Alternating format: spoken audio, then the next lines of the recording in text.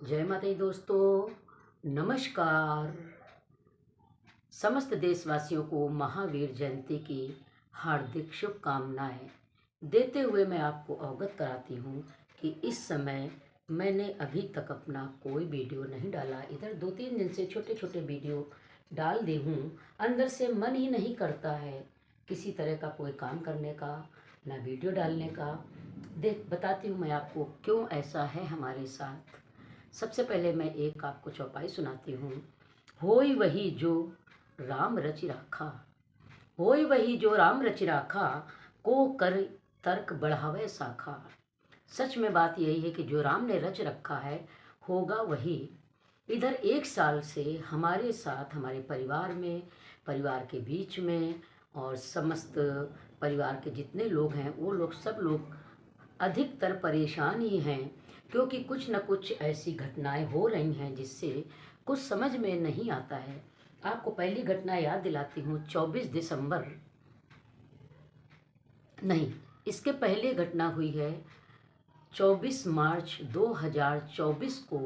हमारे बहन का बेटा, जो मुश्किल से 35, 36, 37 साल का था, उसके जुड़वा ट्विंस लड़कियां हैं, वो अचानक एक्सीडेंट के उसमें आगोश में आकर के वो भगवान को प्यारा हो गया।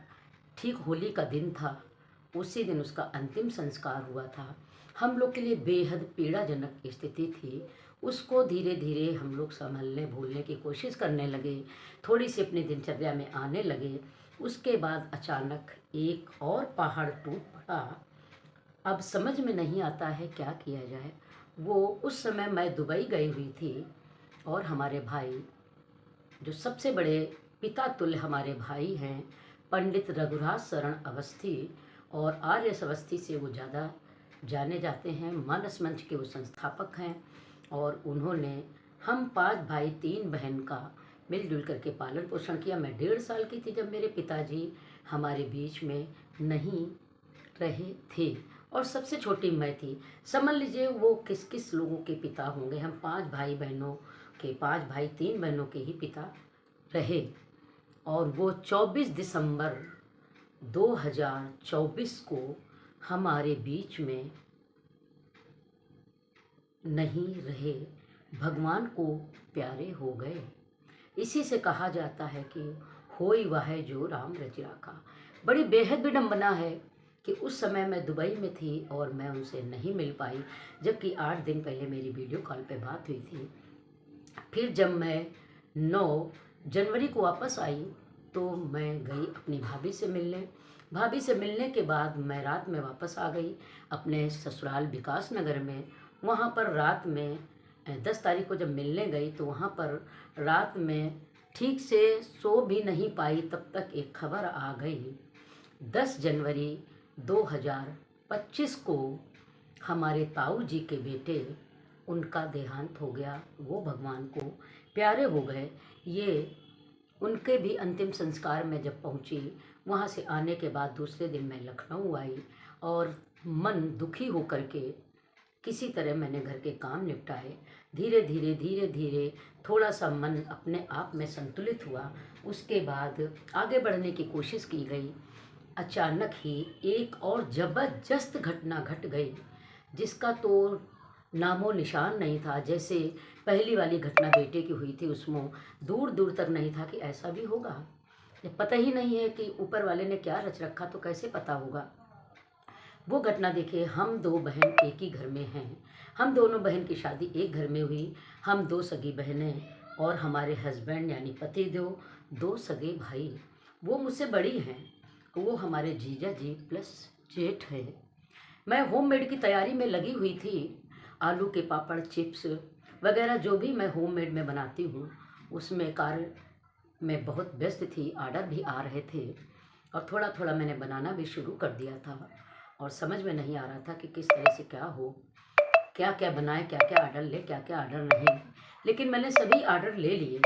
तभी अचानक 3 मार्च की सुबह 6 बजे हमारे देवर जी का फ़ोन आया, भाई का फ़ोन आया, बहन का फ़ोन आया कि कमलेश भाई जी की तबीयत, तुम्हारे जीजा जी की तबीयत खराब है मैं एकदम विचलित हो उठी। आखिरकार ऐसी क्या बात है जो अचानक उनकी तबीयत खराब हो गई।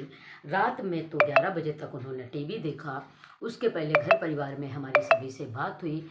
ऐसा क्या हो गया जो उनकी अचानक इतनी तबीयत खराब हो गई। और थोड़ी ही देर में 15 मिनट बाद ही तुरंत फ़ोन आ गया, आप लोग निकल चुके? हमने कहा हाँ निकल चुके हैं। तुरंत आ गया फ़ोन कि वो जीजा श्री वेंटिलेटर पर हैं। अब तो ज़मीन से पैर खिसक गए, कुछ समझ में नहीं आया क्या किया जाए। पतिदेव हमारे कंपन हो गए, एकदम से धम्म से बैठ गए। बेटी एक यहीं पे है जो 4 बजे अपने नंद की शादी करके आई, उसको भी फ़ोन किया।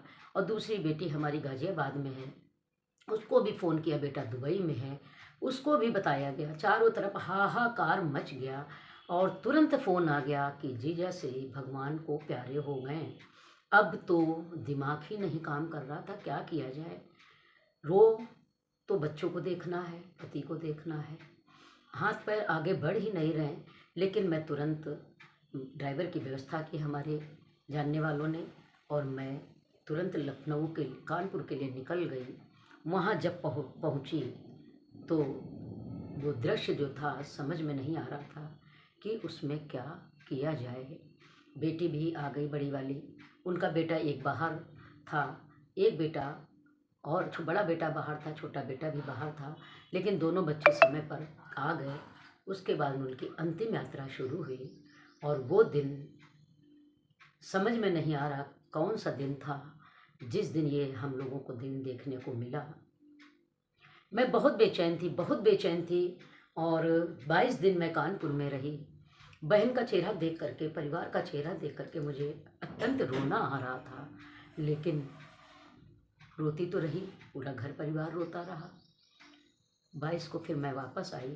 तब मुझे रात में जब बेचैनी हुई तो मुझे कुछ चंद चौपाइयाँ याद आ गई, कुछ कि होई वह जो राम रचि राखा, को करी तर्ज तर्क बढ़ावे शाखा, जा पर कृपा राम की होई, ता पर कृपा करे सब कोई।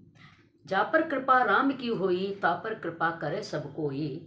जेहि विधि होए नाथ हित मोरा, जेहि विधि होए नाथ हित मोरा, सो सब करो दास मैं तोरा। सीताराम सीताराम कहिए, जाहि विधि राखे राम, ताहि विधि रहिए। सीताराम सीताराम कहिए, जाहि विधि राखे राम, ताहि विधि रहिए। हला रामायण में बहुत अच्छी चौपाइयाँ हैं, उन चौपाइयों के आधार से अपने कष्ट कुछ मिटाए जा सकते हैं। और जब से मैंने ये चौपाई अपने मन में धारण की है, तब से मैं हर दिन एक नई शुरुआत को लेकर के उठती हूँ। और वो दृश्य, वो दिन, वो चारों लोगों का समय कैसे भूल पाऊँ, नहीं भूल पा रही हूँ। फिर भी आगे बढ़ने की कोशिश करती हूँ। और आगे बढ़ने का मतलब लोगों के बीच में मिलना जुलना, उठना बैठना, भरपेट खाना खाना। यकीन मानिए 24 दिसंबर से आज तक भरपेट खाना नहीं खाया है। जब बेटा खोया था बहन का, उस समय के बाद कुछ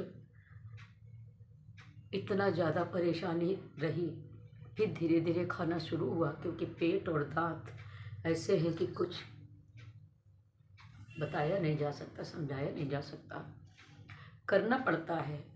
लेकिन अब ये 4 इतनी ज़्यादा स्थितियाँ गड़बड़ हो गई, जिसमें सारा मनोबल, सारा उत्साह, हिम्मत, सब कुछ खत्म हो चुका है। एक डर सा अंदर बैठ गया है, इतना भयंकर दर्द कि समझ में नहीं आता कि चारों तरफ में कहाँ से कब क्या हो और किस दिन किस चीज़ का सामना करना पड़े, किस बात का सामना करना करे। इतनी ज़्यादा मन खिन्न हो गया है, इतनी ज़्यादा मन में पीड़ा हो गई है। और मैं अब तो कोशिश करती हूँ कि रोती नहीं हूँ, लेकिन रोना तो आ ही जाता है ना, क्या किया जाए। तो भगवान की ये चंद चौपाइयाँ, माता रानी के दरबार में खड़े होकर के पूजा करना, भजन कीर्तन करना, इन चौपाइयों को दिमाग में बैठा लेना ही आगे बढ़ने के चांस समझ में आ रहे हैं। और यहीं से मैं अपने चारों लोगों को सतत नमन करती हूँ विनम्र श्रद्धांजलि देती हूँ। और वो लोग जहाँ भी जन्म ले चुके हों, अपनी पूरी अवधि के साथ वो रहें और किसी भी प्रकार की उन लोगों को कोई अड़चन ना आवे। लेकिन मेरे जो जीजा श्री चले गए हैं, लगता है जैसे घर की सारी रौनक चली गई है। जय माता दी, जय माता दी, जय।